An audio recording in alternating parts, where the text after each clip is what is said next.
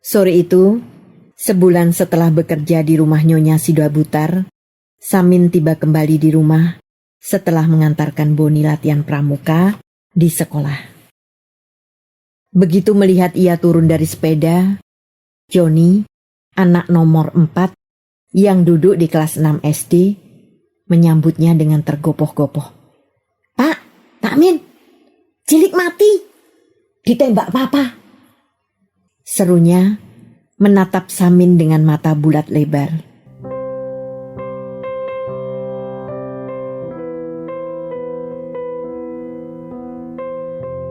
Debu dan Mutiara, karya Tuti Nonka, narator Hanifah Abu Marzuki.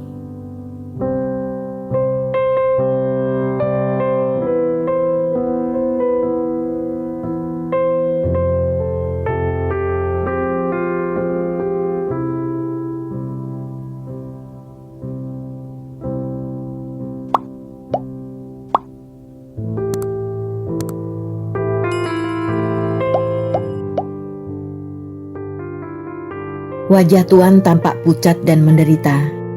Ketika pagi itu, Samin menghadap untuk minta berhenti. Sesungguhnya tak sampai hati ia meninggalkan pekerjaan pada dokter yang baik, tapi bernasib malang itu. Namun, ia sudah terlanjur memutuskan untuk pergi.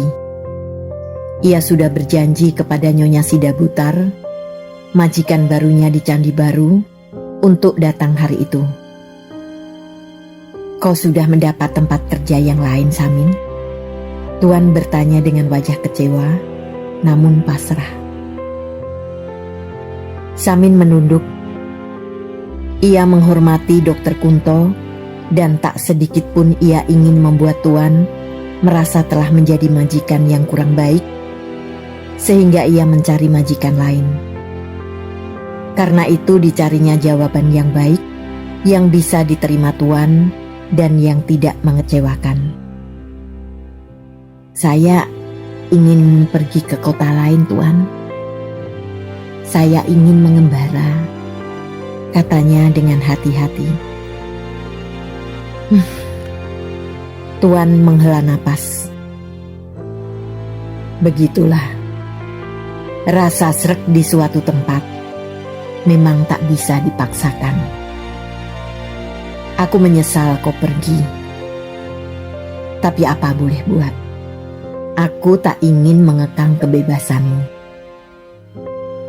Samin diam dengan tetap menunduk. Kau tahu apa yang terjadi antara aku dan Nyonya? Tiba-tiba, Tuan mengajukan pertanyaan yang tidak disangka-sangka Samin. Tidak, Tuan.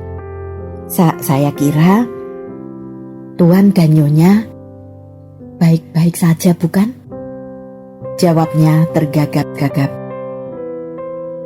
Kami merasa sudah tidak cocok lagi dan akan segera bercerai, ucap Tuan perlahan dan rendah.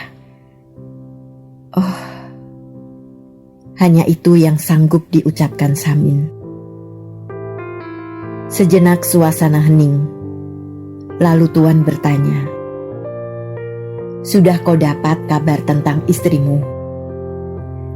"Belum, Tuan," jawabnya lirih. Itulah ironinya kehidupan. Kau menempuh segala kesulitan untuk menemukan kembali istrimu. Di sini, aku berdampingan dengan istriku. Tetapi justru aku lebih menderita daripada kau. Samin tak tahu harus menjawab apa kepada tuannya. Ia merasakan sepenuhnya kekecewaan dan penderitaan batin majikannya. Walaupun derajat mereka amat jauh berbeda, mereka sama-sama lelaki. Dan dalam hal itu, perasaan mereka sama. Kalau kau berhasil menemukan istrimu, Tuan berkata lagi, mudah-mudahan apa yang menjadi harapanmu menjadi pula kenyataan.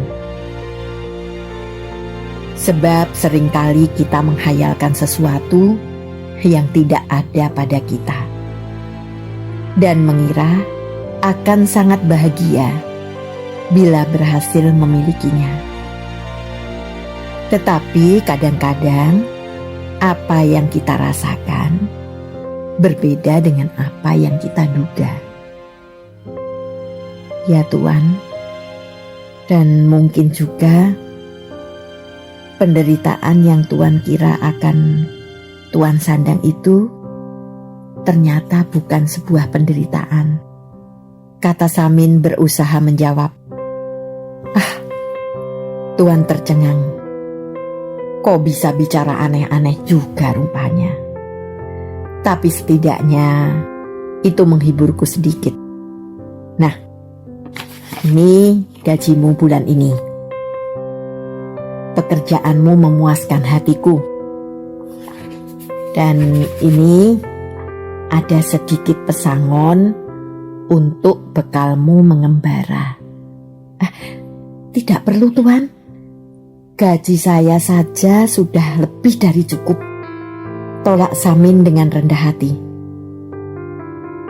Tahukah kau Samin, bahwa kebahagiaan orang memberi dengan tulus adalah bila pemberiannya diterima dengan tulus pula. Orang seringkali merasa berhutang budi karena pemberian. Sesungguhnya mereka itulah orang-orang yang tidak mempercayai ketulusan hati pemberinya. Ya Tuhan, Samin mengangguk dengan hormat. Kata-kata Tuhan mungkin benar, dan alangkah indahnya kalau memang benar. Lebih dari itu, ia merasa termasuk pada golongan orang-orang yang selalu bernasib menerima pemberian. Tentu tak apa-apa menyetujui alasan baru yang menyenangkan. Ya Tuhan, saya tak akan melupakan semua kebaikan Tuhan. Ulang Samin. Kalau benar aku telah berbuat baik padamu Samin, jangan itu membuatmu dibebani rasa hutang budi padaku. Tapi berbahagialah, karena telah menerima kebaikan dari orang lain, yang tak berarti kau pun harus berbuat baik, sehingga orang tergerak untuk membalas kebaikanmu. Ya Tuhan, sekali lagi Samin mengangguk. Tuhan benar-benar seorang yang berhati bersih. Sekarang, bolehkah saya minta diri pada Nyonya Tuhan? Kurasa tak ada perlunya. Nyonya sedang sibuk dengan dirinya sendiri. Ketika mengangkat kepalanya, Samin melihat wajah Tuan sudah tak sepucat dan menderita seperti ketika ia datang. Samin merasa sesuatu kebahagiaan menyapu hatinya. Sering penderitaan seseorang menjadi lebih ringan setelah disampaikan kepada orang lain, walaupun orang lain tersebut tak bisa membantu apa-apa. Pada suatu saat tertentu, manusia hanya merasa butuh manusia lain dalam kodrat yang sama, tidak dibedakan oleh pangkat dan martabat. Samin meninggalkan rumah indah di Jalan Indraprasta itu dengan perasaan sedih yang belum pernah dirasakannya ketika meninggalkan majikan yang lain. Lalu ia tahu bahwa manusia sesungguhnya makhluk yang sangat lemah. Inilah tempat berpijak Samin yang baru. Sebuah toko besi dan bahan-bahan bangunan di Jalan Pekojan, Semarang. Sebenarnya, Tang Jin, pemilik toko itu, tidak mau menerima Samin tinggal di rumahnya yang menjadi satu dengan toko. Tapi Samin bersedia dipotong separuh gajinya untuk pengganti biaya tinggal dan makan. Sehingga akhirnya Tang Jin setuju Samin menumpang hidup padanya. Lagi pula, dengan adanya Samin di rumah itu, ia mendapat tenaga tambahan yang bisa diperintah setiap saat. Seperti umumnya rumah pedagang Tionghoa, rumah Tang Jin amat sempit dan sesak oleh barang-barang dagangan yang ditumpuk sembarangan. Sekali lagi Samin harus tidur di gudang, bahkan kali ini di atas loteng kayu, tepat di bawah genting. Untuk naik ke sarangnya, tersedia sebuah tangga besi yang bisa dipindah-pindah kalau diperlukan untuk mengambil barang-barang lain yang terletak di tumpukan tinggi. Tempat tidurnya hanya sebuah tikar dan bantal tipis, dipagari oleh tumpukan kardus-kardus dan kaleng-kaleng cat. Makan untuknya sama dengan untuk Parni, pembantu rumah tangga yang mengurusi dapur dan keempat anak Tang Jin. Toko Tang Jin cukup besar dan ramai oleh pembeli. Samin melayani para pembeli bersama Kenny dan Topo yang sudah lebih dulu bekerja di situ. Tidak seperti Samin, kedua pemuda itu tinggal di rumah sendiri. Samin berusaha secepatnya menghafal harga barang-barang dan belajar bagaimana cara melayani pembeli dari kedua rekannya yang sudah lebih berpengalaman ini.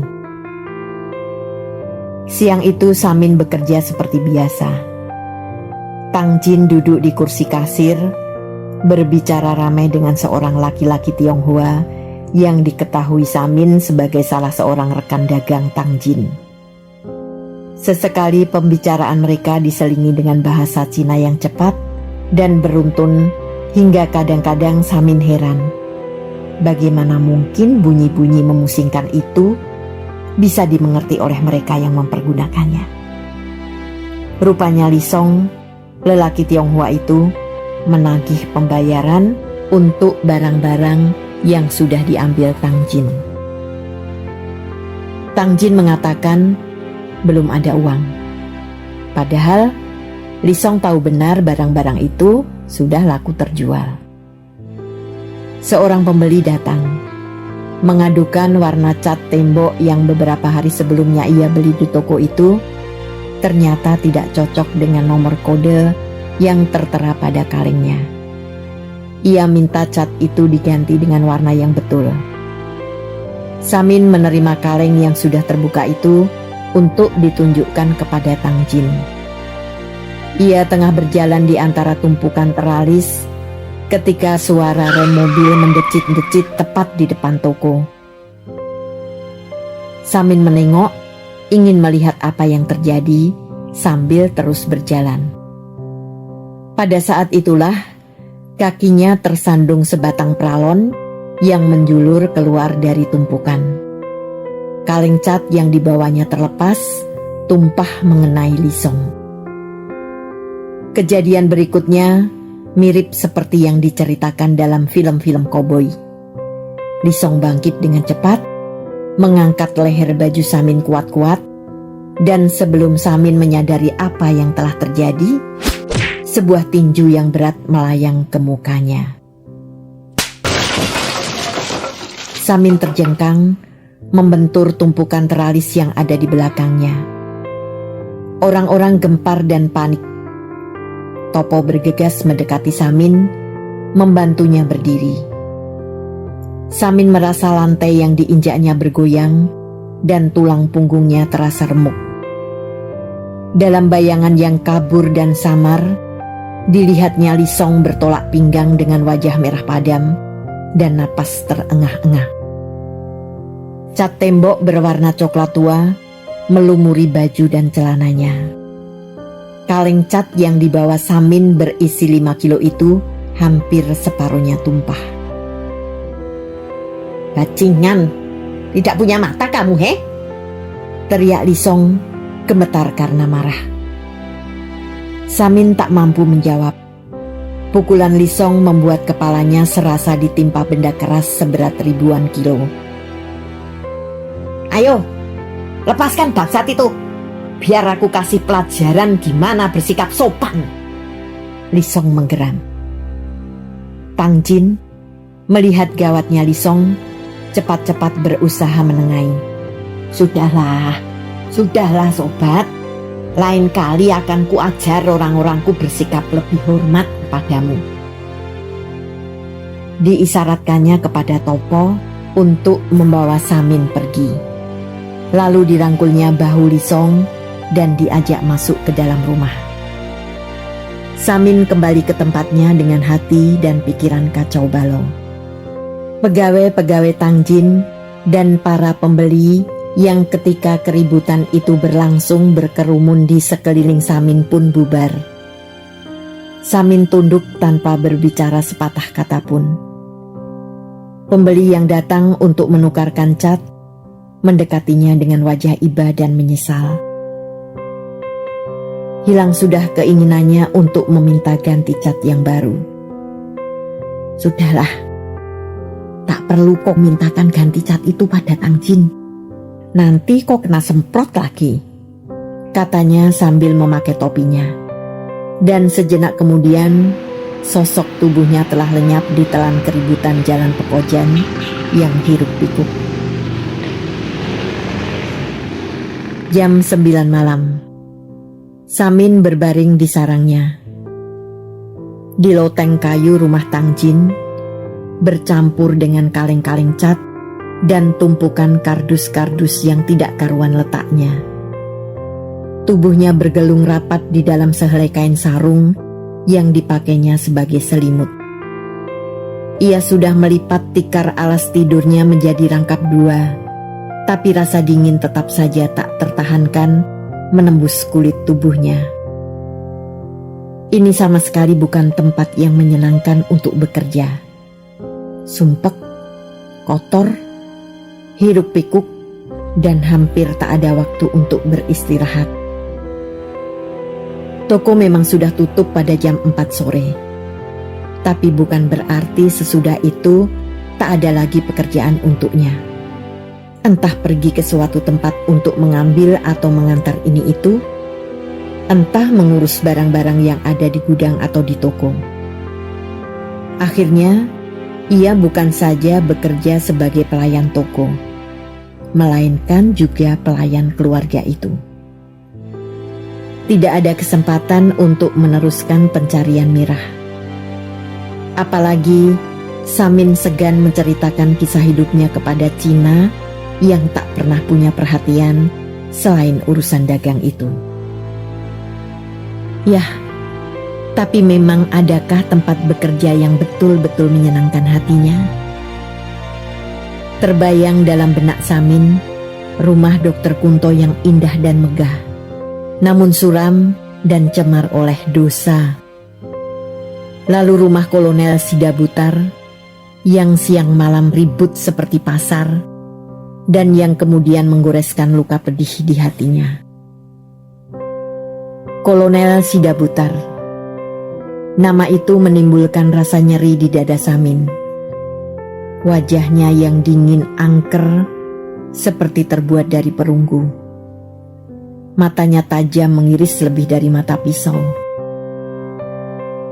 Dan darahnya yang dingin, yang mampu menumpahkan darah makhluk lain tanpa mengedipkan sebelah mata pun, apalagi hanya untuk darah seekor monyet kecil.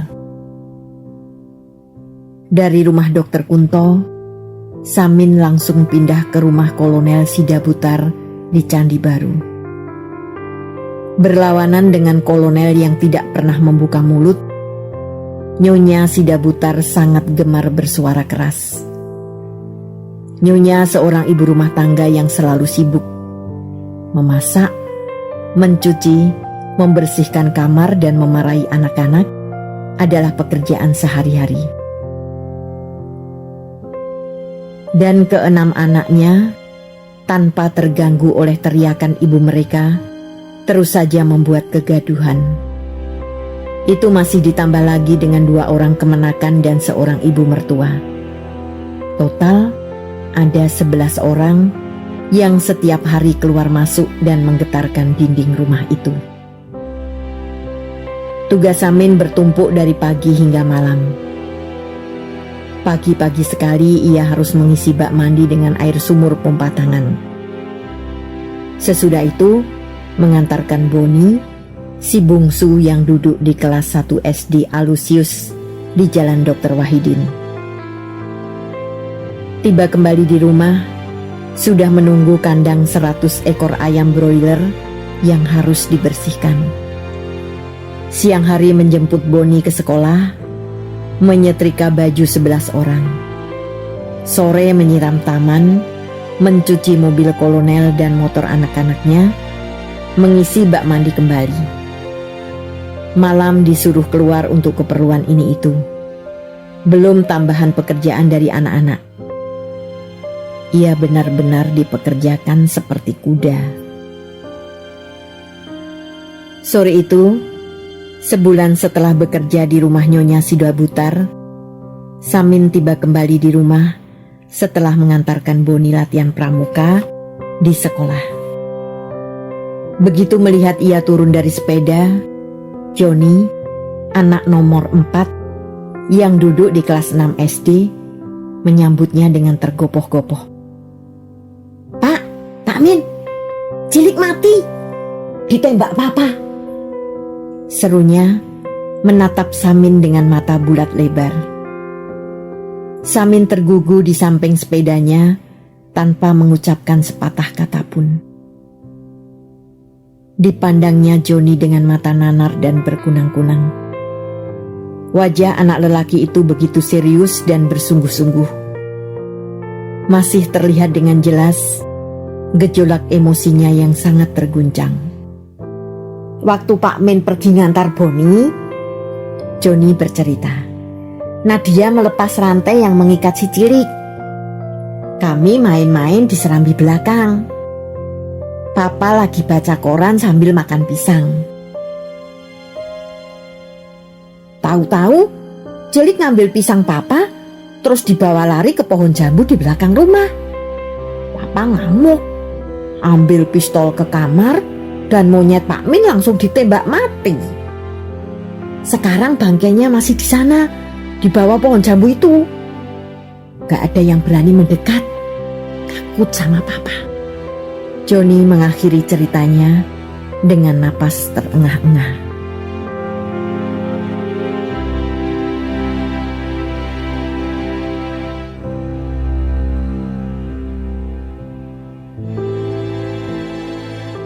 Terima kasih telah menikmati cerita ini.